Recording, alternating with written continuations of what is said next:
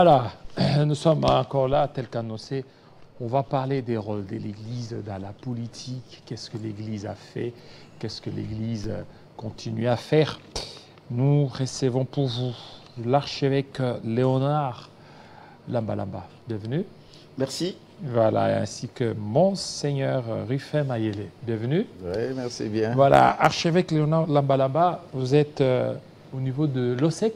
Oui. L'OSEC, c'est l'ordre supérieur épiscopal du Congo. Ça Oui. s'occupe de quoi?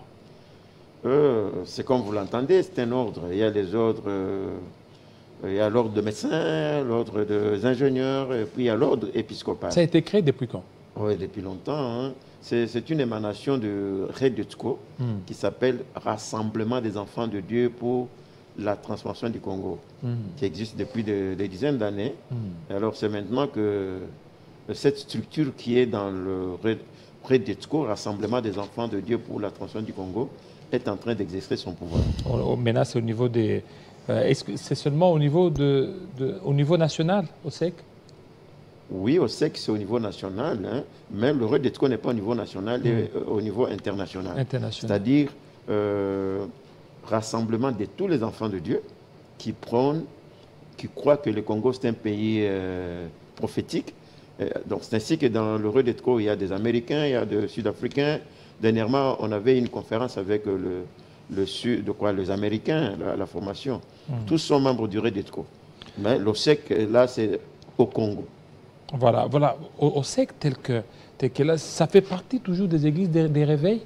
Il y a les églises des réveils qui font partie? Non, ça englobe tout le monde. Ça englobe tout le monde? Tout le monde. Il y a des églises de réveil, les églises Cécile, Kimbangis, tout ça. Là, on parle des confessions religieuses. Alors maintenant, lorsque nous parlons de l'OSEC, il y a les confessions religieuses, il y a tous les enfants de Dieu qui sont dedans. Là, il n'y a pas de couleur. Et dans l'église des réveils, on reconnaît l'épiscopat, on reconnaît les évêques. Je reviens à vous, Monseigneur Rufin. Merci bien. Et je crois que vous n'êtes pas étranger dans toutes ces choses-là. Quand vous voyez les évêques, quand on parle d'un évêque, c'est déjà l'épiscopat. Dans les églises indépendantes, nous reconnaissons l'épiscopat. Dans les églises de réveil aussi, il y a l'épiscopat. Et l'épiscopat, c'est presque dans beaucoup d'églises comme ça. L'église catholique est une église épiscopale. L'église indépendante est une église épiscopale. L'église de réveil est une église épiscopale. Partout, on voit l'évêque et c'est là où il y a l'épiscopat. Alors, pasteur, au SEC, tel qu'il est là, il y a l'église catholique aussi qui fait partie de l'OSEC. Non, écoutez, ce n'est pas une église qui s'engage comme une église.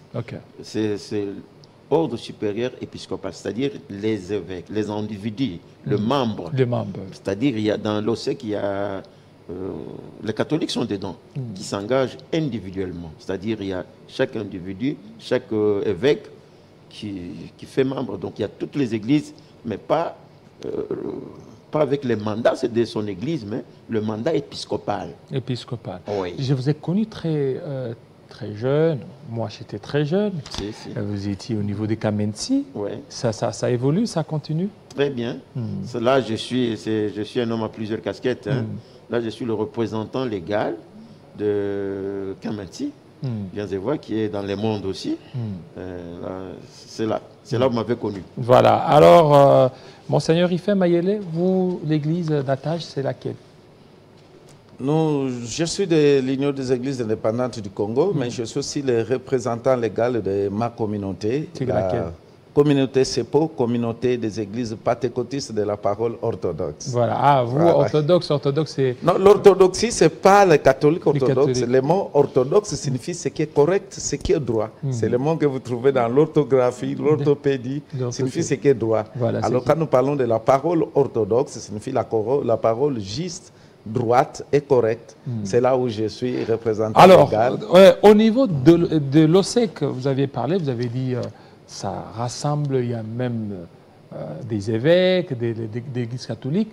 comment vous parvenez à vous concilier, à parler, parce qu'il y a peut-être des doctrines qui peuvent être différentes. Comment vous parvenez quand même à vous entendre?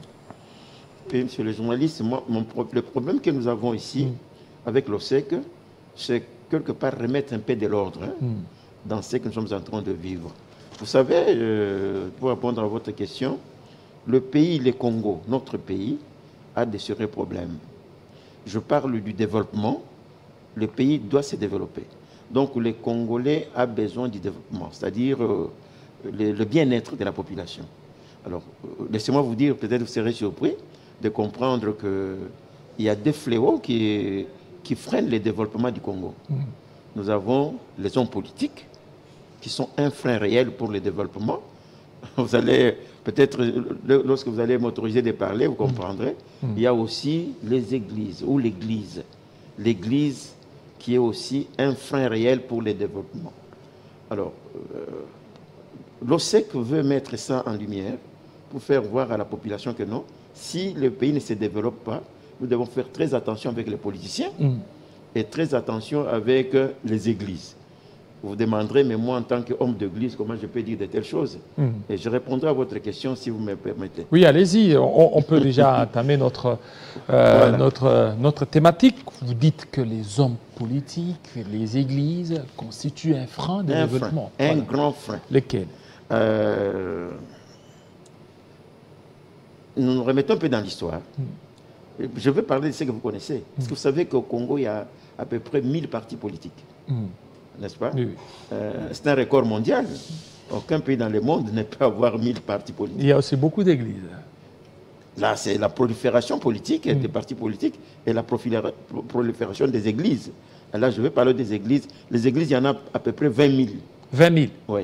Sur toute l'étendue du territoire? Oui. 20 000 églises? Oui. Reconnues, hein? Reconnues avec arrêté. Et il y a d'autres qui naissent encore. Qui naissent. Voilà. Voilà les dangers. C'est pour cette raison que je vous dis qu'un pays qui a 1000 partis politiques, si nous allons par définition, quel est le but d'un parti politique? C'est de prendre le pouvoir et le maintenir aussi longtemps possible. Alors, s'il y a 1000 qui sont en train de voir comment prendre le pouvoir, imaginez-vous la conséquence. Je mets ça de côté, j'entre dans mon domaine de l'Église. Dans l'Église, est-ce que vous savez que l'Église universelle, parce qu'au lieu de parler aujourd'hui de prolifération, allons à la source. L'Église universelle qu'on appelle aujourd'hui l'Église catholique, là où nous tous, nous étions, ou de là où tous nous venons. Cette Église catholique a créé beaucoup de mal pour le développement. Beaucoup de mal. Beaucoup de mal. L'Église catholique? L'Église catholique. Je suis, peut-être vous n'avez pas posé la question, je me présente parce que ce sont des choses très profondes, c'est la profondeur des choses. Peut-être comme ça, on doit savoir qui parle. Je suis docteur en théologie, c'est-à-dire je maîtrise la théologie, je suis enseignant, j'ai une université, ici, l'Université chrétienne interconfessionnelle du Congo, là où je suis promoteur et j'enseigne la théologie en tant que docteur. Je suis docteur en histoire. Je suis docteur en histoire de l'Institut universitaire du développement du Canada. Donc, je suis historien de formation. Alors, laissez-moi vous dire que l'Église catholique, depuis le commencement, a fait beaucoup de mal. Si nous rentrons dans les temps de l'esclavage, l'Église catholique a contribué à l'esclavage. Alors, le grand problème que les gens se posent est de savoir comment est-ce que l'Église qui prône l'amour du prochain, entre-temps, l'Église soutient l'esclavage. Ça, c'est avant le temps indépendant du Congo. Vous savez, c'est juste en 1839 que le pape Grégoire XVI va abolir cette loi. Mais avant cela, l'Église catholique soutenait l'esclavage et appuyait ça avec les Saintes Écritures. Il y a eu, vous connaissez ce que ça fait, l'esclavage, comment les gens ont été menés, malmenés, tués, tout ça.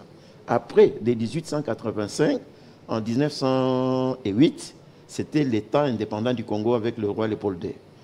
Le roi Léopold II va demander au Saint-Siège qu'on lui amène des prêtres, c'est-à-dire les missions, c'était les missions catholiques qui venaient des séquistes, de pères, des jésuites, tous ces gens-là sont venus. Et puis pendant ce temps-là, on coupait de main par le roi Léopold II. Là, c'est toujours en complicité avec l'Église catholique. Oui, l'Église catholique était là en train de bénir les gens qui devaient être pendus. Parce que si vous ne donnez pas assez de caoutchouc en son temps-là, je parle bien, je connais des précisions et même les dates. Vous ne donnez pas assez de caoutchouc, vous ne donnez pas assez de pointes d'ivoire, tout cela, on va couper la main. On coupe la main. Il y a même les fermiers qu'on appelait main coupée du Congo ou des Congolais. On peut couper la première main, on peut que la deuxième. Si vous ne travaillez pas toujours, on va vous pendre. Donc le gouverneur général de son temps, il va chercher, il va désigner un lieu là qui est public. Il doit y avoir un prêtre, c'est-à-dire on l'appelait un ministre de culte. Vous allez confesser vos péchés, tout ça, et après on va vous pendre avec la bénédiction de l'Église catholique. Si aujourd'hui l'Église catholique peut prétendre dire que non, elle travaille, passant par la Senko, travaille pour le bien-être de la population, je ne crois pas, parce que tout ce temps-là, nous voyons l'Église catholique impliquée dans la destruction, impliquée pour faire le mal et freiner le développement. De 1908 jusqu'à 1960, là vous connaissez, c'est l'époque coloniale.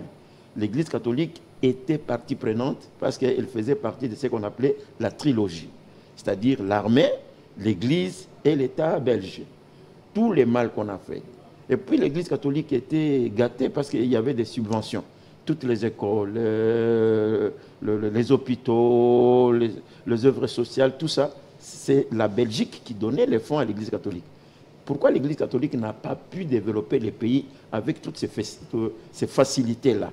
Est-ce que c'est l'Église ou c'est l'État qui devra développer le pays? Non, monsieur le journaliste, suivez-moi bien. Il y avait un système de direction qu'on appelait trilogie. Ce n'est pas seulement l'État. Okay. Il y avait l'État, l'armée. Voici les trois là. Si l'Église était capable de ce qu'aujourd'hui... Pourquoi je dis cela? Parce qu'il y a un bruit qui court. Moi, j'ai fait des émissions par-ci, par-là.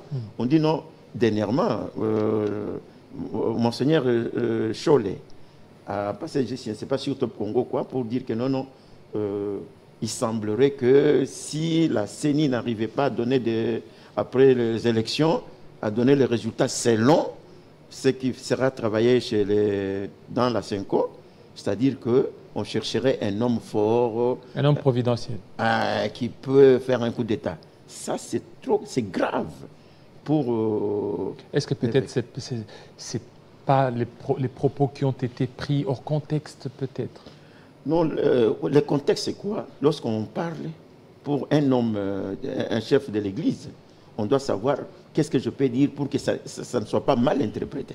Parce que l'interprétation, l'herméneutique, nous qui avons fait la théologie, je crois que lui comprend ça. L'herméneutique, l'herméneutique, c'est-à-dire la manière, l'interprétation. Sur le contexte. Le contexte. Donc, quelqu'un peut parler, mais ça sera interprété comment? Il faut éviter. Parce que maintenant, on dit que voilà, il a dit que si les résultats ne sont pas corrects, il y aura un coup d'État. C'est sorti de sa bouche? Oui et non. Mais dans quel contexte? Ça, on va se défendre. C'est pas ça qui m'intéresse beaucoup. Si je reviens un tout petit peu, vous allez voir que Monseigneur Cholet disait un jour que non, écoutez, nous devons auditer le fichier.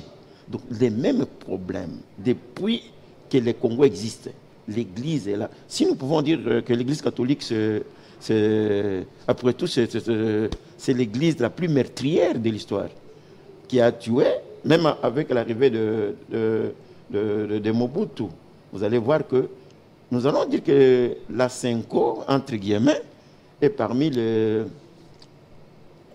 commanditaires intellectuels de tout ce qu'il y a comme... que nous avons comme... Mais curieusement, c'est cette église qui est vraiment très chouchoutée, très aimée. Alors c'est quoi? Non, c'est le mal du gouvernement. Parce que cette église... parce que c'est une entité puissante que les autres. Non, elle n'est pas très puissante. Elle est bien organisée que les autres églises. Non, pas du tout. L'église universelle, comme je dis, en Afrique du Sud, par exemple, l'église catholique n'a pas le poids qu'elle a ici au Congo.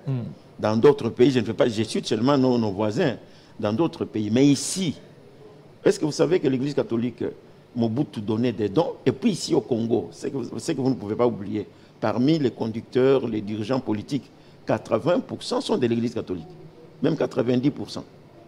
À partir de Mobutu qui était catholique à 100%, Kasavubu catholique à 100%, même tout le monde, peut-être excepté le président Fathi, qui a dit que lui, il est évangélique, mais le reste, mais dans son gouvernement, si nous voyons à partir du Premier ministre jusqu'à...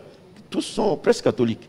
Mais pourquoi l'Église catholique ne peut pas chercher le développement du pays, mais l'Église va se cacher derrière les problèmes, parce qu'elle crée toujours des problèmes. Parce qu'en disant cela, vous avez dit que c'est chaud. Oui, et l'Église catholique est bien gâtée. Pourquoi? Il y a des dons. Le président Joseph Kabila avait donné beaucoup de dons. On l'a combattu jusqu'à la dernière minute. Mais dernièrement, j'ai vu Maman Olive qui a fait un don d'une cathédrale. C'est pas à Goma, quelque chose comme ça. Je viens de voir Kamere qui vient de faire un don d'une cathédrale à l'Église catholique. À l'Église catholique. Alors, vous ne voyez pas que cette Église catholique, elle dit qu'elle défend les intérêts des faibles.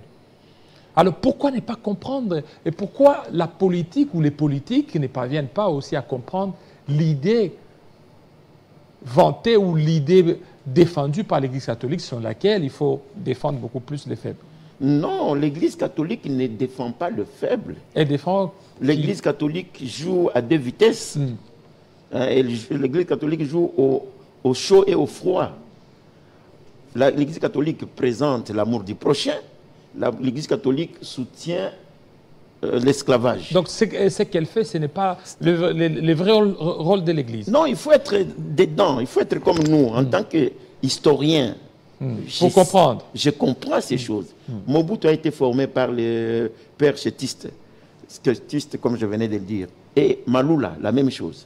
Les deux sont allés. En 1965, qui avait imposé à Lumumba Mobutu pour qu'il soit son secrétaire et son ami? C'est l'Église catholique. Et après, il y a eu un coup d'État. Coup d'État en 1965. Et en 1969, c'est Maloula qui devient cardinal. Et le 2, quel a été leur message? Ça, il faut voir l'histoire. Maintenant, après un temps, nous avons Monseigneur Mosengo qui va diriger la conférence nationale souveraine. Il y a eu M. l'abbé Malou Malou. Il y a eu tout ce que vous connaissez. Où est-ce que l'Église catholique a pu aider la population les faibles? Il y en a dans l'Église. L'Église catholique crée les morts et l'Église catholique commence à pleurer. Donc, il y a eu beaucoup de soulèvements, vous savez, même au temps de Mobutu, au temps de Kabila. Et maintenant, on est en train de préparer encore ça pour dire que non, si ça ne va pas comme ça, il y aura des soulèvements. Avec les soulèvements, il y aura des morts. Est-ce que l'Église catholique les soutient? Non, non. L'Église catholique joue. Après avoir fait du bruit, on donne l'argent. Parce que je ne sais pas si vous savez que les diocèses de l'Église catholique ont, je ne sais pas, une subvention de 1 million chaque année. Bon, vous voyez? Et après, ce sont les mêmes. Ils disent des choses, ils attaquent. Bah, on donne des cadeaux, c'est calmer un tout petit peu et puis ils reviennent. Monseigneur Ruffin, l'Église catholique est là, mais vous ne voyez pas que c'est par rapport à votre faiblesse, vous aussi, les églises qui ne sont pas catholiques. Aujourd'hui, l'archevêque vient de relever un élément très important. Il y a des dons qui sont faits à l'Église catholique. Kamere a fait un don. Olive Lembe, qui a été combattu par cette église, vient de faire un don à cette église catholique. Mais jusque-là, les autres églises, c'est comme si vous êtes faible. Vous n'arrivez pas à vous faire entendre. Pas seulement ça. Le grand problème, vous savez, la politique a ses intérêts. Quand on va à l'église catholique, on ne va pas seulement pour prier. Ils savent ce que les catholiques peuvent peser politiquement. C'est ainsi, des fois, ils partent là. Mais sur le point organisationnel, les catholiques ont été en avance plus que nous, vous le savez très bien. Ils ont existé avant nous. Alors, c'est ce qui fait que la politique, l'Église catholique a son histoire politique. Et vous connaissez la papauté, le Vatican, ce qu'il a fait dans ce monde, ce qu'il est politiquement, depuis même l'histoire ancienne. Comment les empereurs étaient catholiques et comment les catholiques voulaient convaincre les empereurs pour amener toute la masse vers eux. Et c'est ainsi, la politique veut aussi et va là-bas pour avoir la masse ou l'appui politique. Mais maintenant, c'est même catholique où les politiciens vont, c'est la même église aussi qui commence à combattre la politique. Regardez comme au Congo ici. Quelle est l'église qui se soulève plus contre la politique? C'est l'église catholique. Mais les autres églises, nous grandissons. L'église protestante a grandi au Congo. L'église de réveil a grandi. Les églises indépendantes sont nombreuses. Mais ils n'ont pas, même les catholiques n'ont pas maintenant la masse que toutes ces églises-là ont. Mais elle fait peur. L'église catholique fait peur. C'est l'histoire, c'est l'histoire. Mais vous n'arrivez pas à inverser cette tendance-là. C'est ce que alors que beaucoup de gens ont quitté l'église des réveils, plutôt l'église catholique, pour aller vers d'autres églises. Et vous avez dit, l'église n'a plus cette masse-là qu'elle avait. C'est là le changement. Les changements commencent par le cerveau. Quand on commence à comprendre déjà, et quand on commence à quitter, c'est le changement. Et vous verrez qu'à la longue, dans les jours à venir, et que les catholiques ne vont plus peser par rapport au passé. Parce qu'aujourd'hui, tout le monde commence à comprendre. Les catholiques, en fait, c'est une église mère d'où nous venons, mais c'est une église aussi qui fait son commerce. Vous parlerez des bienfaits des catholiques, les écoles, tout ça. Est-ce qu'on étudie gratuitement? Non. Et parmi les écoles les plus chères dans notre pays, il faut compter les écoles catholiques. Il y a eu combien, excusez, il y a eu combien des écoles fictives? Il y en a eu combien? De l'église catholique. De l'église catholique. Alors, vous ne voyez pas qu'avec ça, c'est que d'abord les écoles, vous avez parlé des écoles, c'est ce qui fait la force de l'église catholique. Les églises catholiques ont des infrastructures. L'église catholique a des bâtiments. Et contrairement aux autres églises, Monsieur le journaliste, là on ne s'entend pas bien. Il faut voir l'histoire. L'église catholique n'a pas eu ça. L'église catholique a eu les dons. Le gouvernement belge, lorsque le gouvernement belge ou l'époque coloniale a demandé qu'on puisse avoir des missionnaires belges, des missionnaires catholiques belges qui étaient là pour écouter, quelqu'un vient confesser et après le prêtre va dire à l'autorité, dire voilà, celui-là a dit ça, a fait ça, on l'arrête, on le prend. Alors on a pour mater la population. L'église, on lui avait dit, tu vas enseigner seulement que heureux les pauvres parce qu'il ira au ciel. Il ne faut pas faire ceci, il ne faut pas faire ceci. Ils n'ont pas construit. L'église, c'était des dons, des terres, des écoles, de 45% de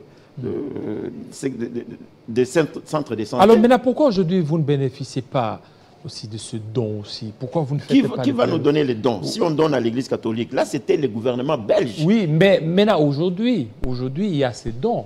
Vous avez relevé un élément très important. Olive Lembe, qui a été combattu par cette église catholique. Oui.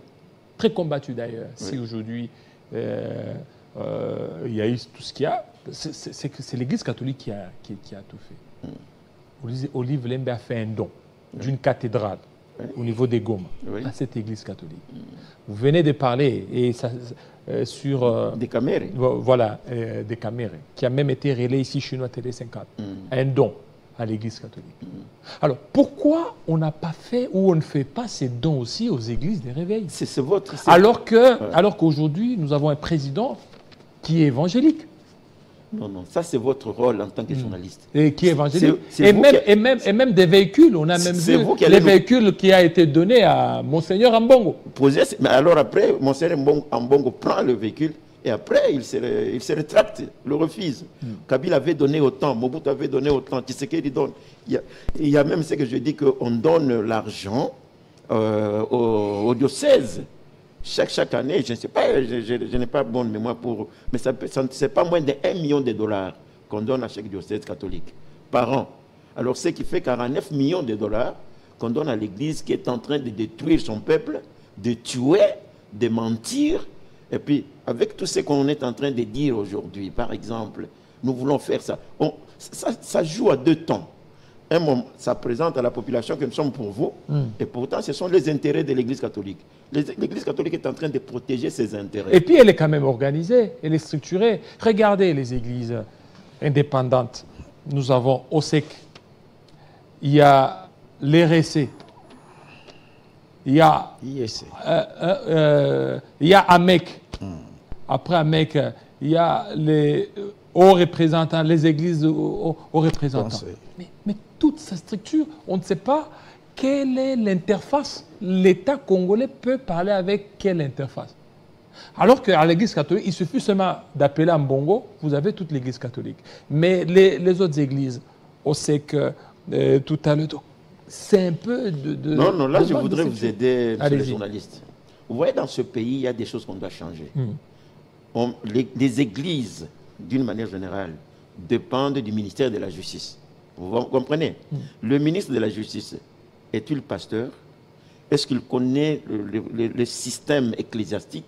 Est-ce que l'Église catholique, le ministre de la Justice, peut-il vraiment organiser l'Église? Moi, je ne crois pas. À ce moment-là, c'est un petit désordre au niveau du gouvernement. Ce n'est pas nous. Nous, il fallait nous mettre... S'il y avait un ministère des affaires religieuses, là, on saurait comment organiser les choses.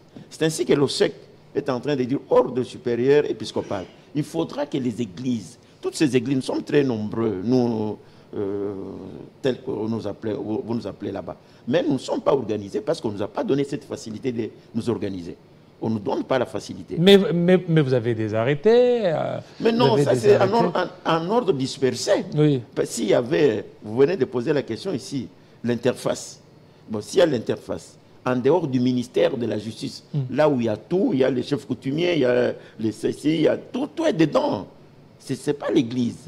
Or, l'Église, à 90%, nous sommes au Congo. Alors, pourquoi ne pas avoir une structure comme l'OSEC? Nous sommes ordre supérieur. À ce moment-là, on peut voir tout le monde, on sait voilà ce que nous devons faire. Parce que l'Église catholique en soi n'est pas là pour le développement du pays. Et ça n'arrivera jamais. Le temps qu'ils ont eu tout le temps, les mains libres, l'argent, les moyens, tout, depuis les temps indépendants du Congo, même depuis les temps avant cela, l'esclavage, l'Église catholique n'a rien fait jusqu'à aujourd'hui. L'Église catholique, son travail, c'est créer les désordres, créer les problèmes, soulever les gens, changer les choses, et puis en profiter. Et ça, nous sommes en train de voir que c'est ça la vraie mission de la CENCO. La CENCO n'a pas une autre mission que de troubler les choses. Alors maintenant, l'Église, le pouvoir, parce qu'au niveau du gouvernement, au niveau du pouvoir, 90% sont les membres de l'Église catholique. C'est ainsi que lorsqu'ils ont une conférence, je ne sais pas quoi, une conférence... Ou un point de presse. Ou, ouais, alors, tous ces gens-là disent non, il faut donner des dons comme ça, parce que les prêtres catholiques seront ordonnés. Il faut donner. Mais nous, on n'est nulle part. Nulle part. Pourquoi? Ce n'est pas nous qui devons nous autoprogrammer. Il faut l'organisation.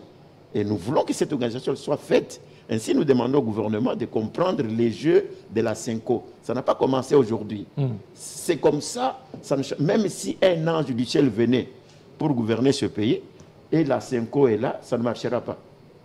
Donc, ça ne marchera pas. Non, parce que la CENCO, son travail, c'est créer des problèmes. Alors, maintenant, qu'est-ce qu'il faut? Il faut réduire l'influence de l'Église catholique? Pas réduire, mais c'est démontrer ce que nous montrons, le mal que l'Église catholique... Écoutez, les inquisitions, les croisades, dans le monde entier. Il y a une croisade, oui. Oui, je ne peux pas tout citer. C'était plein. C'est l'Église catholique.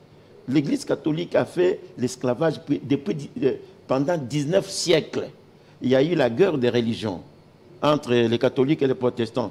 2 siècles, il y a eu des morts partout. Donc, si j'ai le temps, mais je vous dis que ça peut nous prendre 3 heures si je dois étaler toute l'histoire. Et je crois que l'Église catholique, ce que je vais demander, c'est quoi? Que la CENCO puisse avoir le courage de demander pardon à la population congolaise, ça c'est un, et surtout changer ses stratégies. Alors, l'Église catholique, on parlerait même de 1990-92, le trouble Katangé-Kaseya. Oui. L'Église catholique serait impliquée. Ce sont des choses qui nous demandent pas... Vous savez, il y a quelque chose, par respect. Je vous ai dit que Lumumba et Mobutu, l'histoire catholique était dedans. Tshombe, sur les sécessions, c'est les commanditaires intellectuels. L'Église catholique. Oui, ce sont des sous-marins. Ils ne peuvent pas vouloir se faire voir. Mais il faut être historien avec les dates à l'appui pour savoir, voilà ce que vous avez fait dans telle date qui avait créé ça. Tout ça, c'est l'Église catholique qui est derrière. Maintenant, ce qu'il faudra faire, et que ce n'est pas comme le roi Philippe est venu faire le mascarade et demander pardon ici. Non, on doit éventrer les bois, aller jusqu'au fond. Vous savez, lorsque à la conférence nationale souveraine, on a demandé à l'Église catholique, parce que c'était Motion qui était là, de nous montrer tous ceux qui avaient volé les biens mal acquis. C'est l'Église catholique qui devait nous dire. Mais lorsqu'ils ont vu que 90% des gens qui avaient volé étaient catholiques, la liste n'a jamais été donnée jusqu'aujourd'hui. Jusqu'aujourd'hui. Mais l'Église catholique aussi a facilité. Il y a eu conférence où vous faites allusion. Il y a aussi dialogue inter. Monsieur les journalistes, le dialogue là, qu'est-ce que nous on a eu de ces dialogues? La population a eu quoi? La population est en train de souffrir. Oui, il y a eu des glissements. Ça a permis à ce que... Et puis dans le dialogue, qu'est-ce qu'on fait? Le dialogue, l'Église catholique vient avec ces gens. On change de poste, on met là, là-bas, là-bas, tout ça, et c'est fini. Mais la population elle-même, nous qui souffrons, nous la population, qu'est-ce que nous avons eu dans ce dialogue? Qu'est-ce qu'on avait eu dans la conférence souveraine? Qu'est-ce qu'on a eu dans la Sun City? Et quand aujourd'hui j'apprends que non, on a besoin de faire encore des dialogues, j'ai dit, mais le peuple congolais n'est pas bête pour accepter des... Ce sont des bêtises, c'est une distraction. Nous voulons aller tout droit. Moi j'avais dit ça, allons aux élections, que les pays soient dotés des institutions légales, et alors que l'Église catholique s'arrête avec cette distraction, que les pays se développent. Allons au développement. Aucun pays dans le monde ne s'est développé grâce à la politique. Donc cette politique... Alors un mot, c'est-à-dire qu'est-ce qu'aujourd'hui, ceux qui sont en train de nous suivre, il y a les autorités qui nous suivent. Oui. Vous êtes venu de Lubumbashi, vous êtes là. Oui. Que faudra-t-il faire? Qu'il y ait un contrepoids à l'Église catholique ou réduire l'influence de l'Église catholique, ou qu'est-ce qu'il faut faire? Je commence par vous, Monseigneur, et puis on va aller... Merci bien. Avant de répondre à votre question, l'archevêque a parlé sur les dégâts de l'Église catholique. J'avais lu un roman de Jacques Nodal qui parlait sur les cimetières sous la ligne. Vous savez, sous la soutane, on peut aussi porter des armes qui tuent les gens. On vous présente l'amour, mais en réalité, il n'y a rien d'amour. On fait leur commerce. Et aujourd'hui, pour répondre à votre question, on n'est pas là pour combattre l'Église catholique.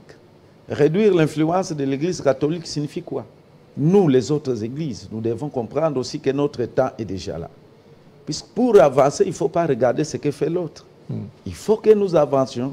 Et aujourd'hui, il y a l'OSEC qui peut représenter tous les évêques. Et à partir de l'OSEC, on peut quand même aller de l'avant. Et si nous regardons toujours sur ce que fait le catholique, nous n'allons pas avancer. Et aussi, aux politiques, il faut qu'ils comprennent que dans cette église, il n'y a pas seulement que l'église catholique. Il y a d'autres organisations. Et puis l'église aujourd'hui n'est pas, comme vous le dites, qui n'est pas organisée, non. Il y a l'église protestante qui est organisée. Et les protestants sont arrivés au Congo avant même les catholiques. Si vous le savez, je ne sais pas. Les protestants sont ici avant l'église catholique. Mais les politiques regardent l'église catholique, c'est parce que c'est là où ils trouvent beaucoup l'influence politicienne. Et dans cette église aussi, c'est là où sortent les éléments ou les gens qui les combattent. Il faut que la présidence de la République, les autres institutions regardent aussi aux autres églises. L'église protestante est là, l'église indépendante est là, l'église de réveil est là, et il y en a tant d'autres confessions religieuses au Congo. Pourquoi quand il y a quelque chose dans d'autres églises, il n'y a pas de dons de jeep, il n'y a pas de parcelles qu'on achète, mais si c'est l'église catholique, on va acheter.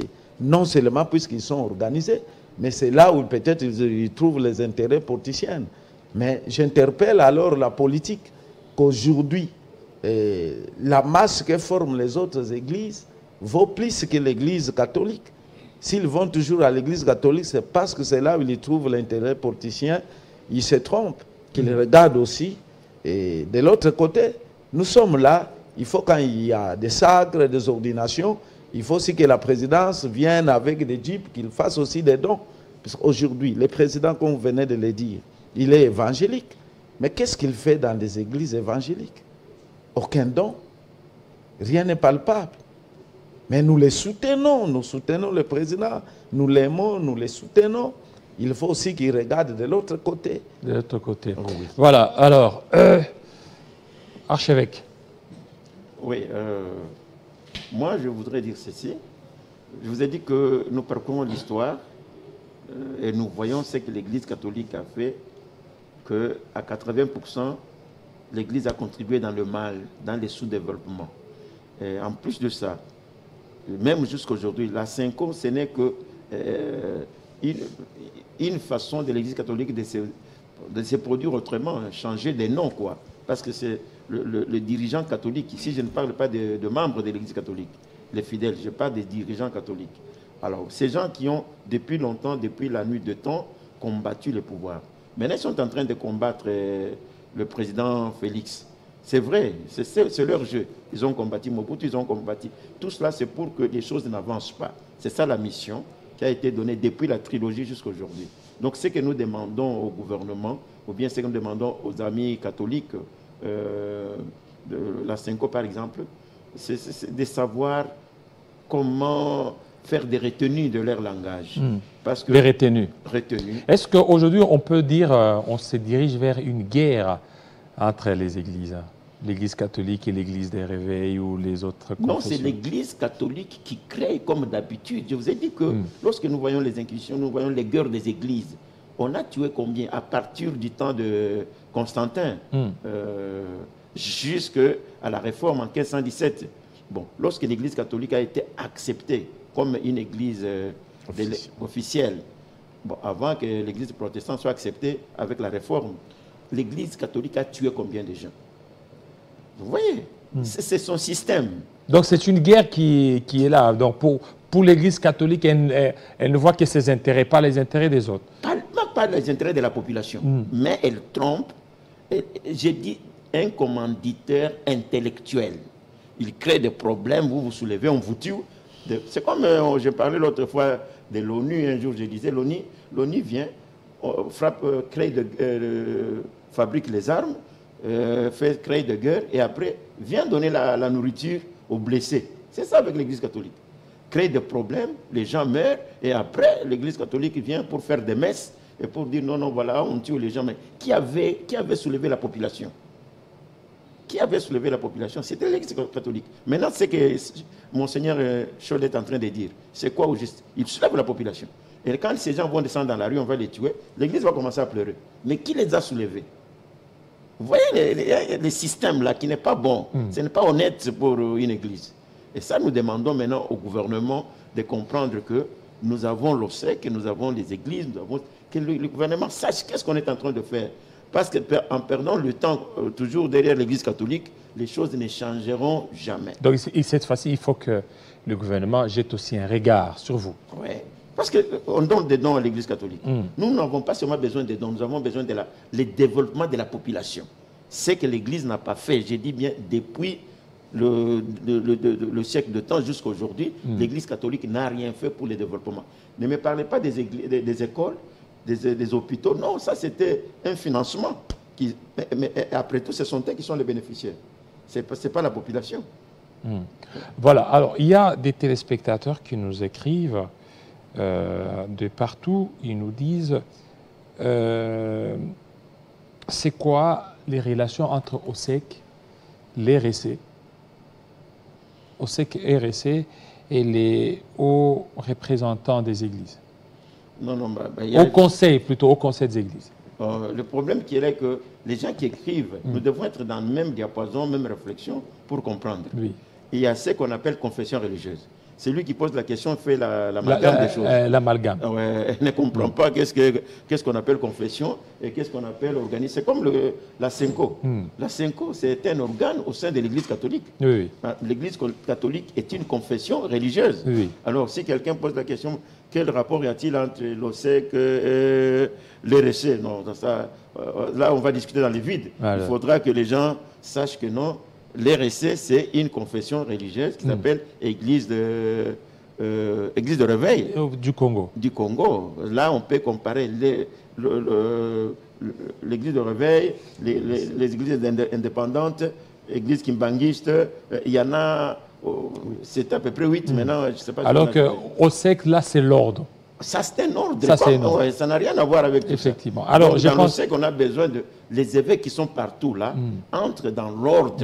Même les évêques qui sont dans l'RSC entrent dans l'ordre. Si, ils sont là. Ils sont là. Oui, ils sont là. Effectivement.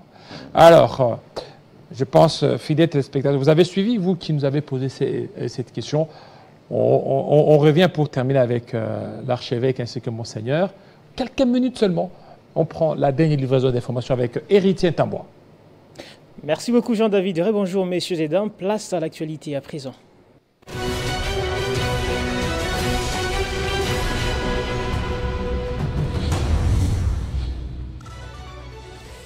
À Kikwit, au Kwilu, Moïse Katumbi a tenu un meeting. Il appelle la population à la vigilance pour le scrutin qui pointe à l'horizon.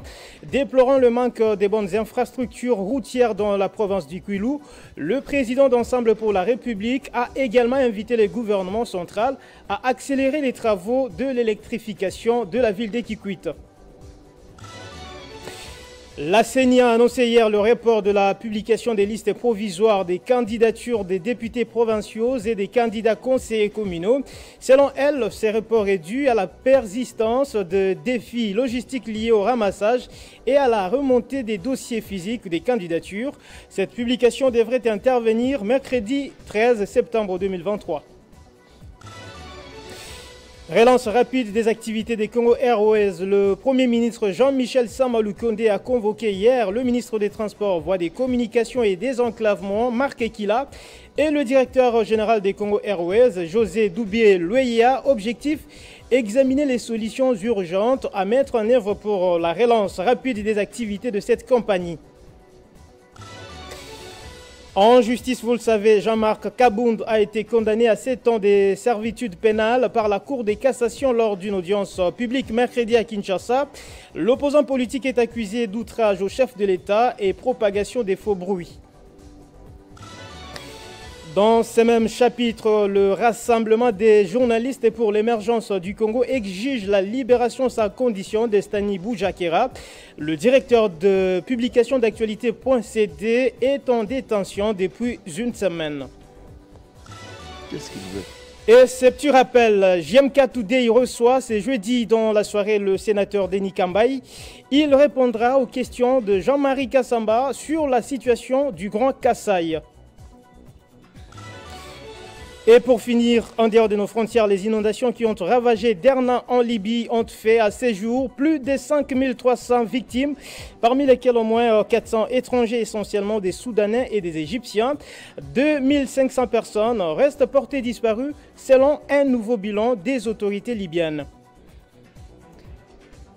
On reste ensemble, mesdames, messieurs. L'actualité reste en continu sur www.tele50.cd.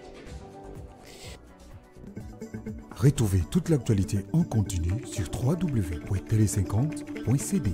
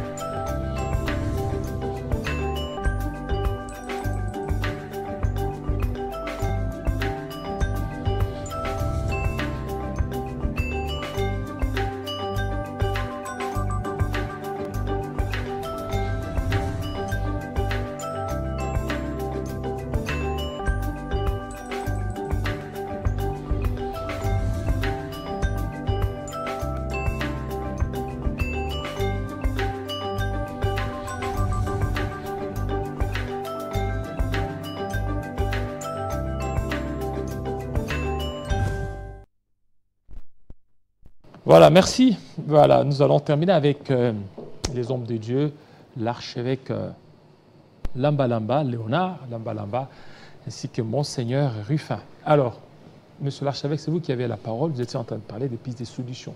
Vous étiez en train de vous adresser aux autorités qui vous suivent.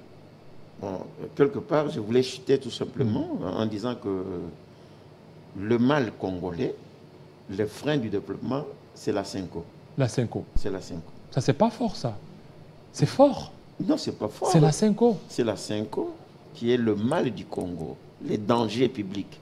Comment la Senko? Si, je vous ai expliqué. Oui, vous avez expliqué, mais la Senko, on voit des bonnes intentions. Non, mais ça c'est... dit que non, la population souffre, le peuple souffre et le peuple pleure et le peuple applaudit. Après, on tue le même peuple et après, on change. Il y a un prêtre catholique de Mboujima qui avait dit que la place de l'Église, c'est dans l'opposition. Est-ce que vous comprenez? Est-ce que vous savez ce que ça signifie? Un opposant, c'est celui qui veut prendre la place. Un opposant ne peut pas voir le bien de quelqu'un d'autre parce qu'il lutte pour prendre cette position. Ôte-toi que je m'y mette. Si l'Église doit être dans l'opposition, c'est-à-dire c'est pour dénoncer tout ce qui ne marche pas, tout ce qui ne fait pas comme ça, en créant maintenant les soulèvements. Or, l'Église, pourquoi l'Église catholique, au temps de l'époque coloniale, n'a pas été dans l'opposition? Au temps de l'État indépendant du Congo, n'a pas été dans l'opposition. Maintenant, c'est une mission qui a été donnée pour empêcher le développement du pays. C'est ça la Senko. C'est ça le vrai sens de la Senko. Et en plus de ça, si nous devons bien réfléchir, il faudra que les gouvernements aussi comprennent que le temps est révolu. Nous cherchons le bonheur du peuple. Vous, les journalistes, vous dites on ne change jamais l'équipe qui gagne. Si l'équipe n'a pas gagné, qu'est-ce qu'il faut faire? Il faut changer. Si depuis Mobutu, l'Église catholique est dans l'opposition, la Senko, mais le peuple n'a jamais trouvé le bonheur, on n'a jamais savouré le bonheur. Alors pourquoi ils doivent continuer avec le même jeu qui a échoué depuis longtemps? Donc il faut changer. Nous voulons que les pays soient développés. Nous avons besoin que le bien-être soit là.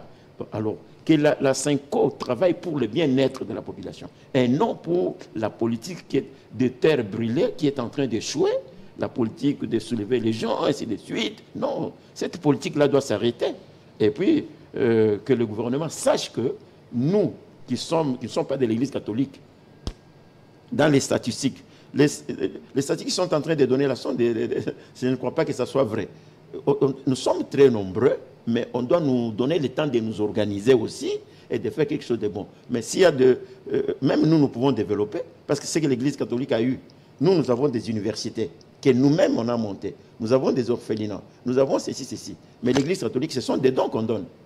Et puis même s'il faut maintenant, on dit non, gratuité de l'enseignement, ils se révoltent. Et puis entre-temps, ils créent des écoles fictives. Est-ce que c'est la vérité ou c'est le mensonge? Quand on est dans le mensonge, est-ce qu'on est dans le vrai? Est-ce qu'on est serviteur de Dieu? Donc moi, je me pose toutes ces questions-là. J'ai dit non, que le gouvernement essaie de comprendre que la Senko, sa place, c'est le frein, le mal congolais, et ça doit s'arrêter. Je parle en tant que serviteur de Dieu. Oui. Je suis pas seulement serviteur de Dieu, rempli du Saint-Esprit, et en plus, je suis théologien, enseignant, je connais bien la théologie. J'enseigne la théologie. Et l'histoire. Et je suis historien. Merci beaucoup à Monseigneur Rufin Mayele. Merci beaucoup à Monsieur l'archevêque Léonard Lambalaba. Le plaisir a été pour moi de vous recevoir sur ce plateau. Merci. Voilà, merci aussi au pasteur Bravo qui nous a mis en contact avec vous. Merci. Tout à l'heure, on poursuit notre matinale.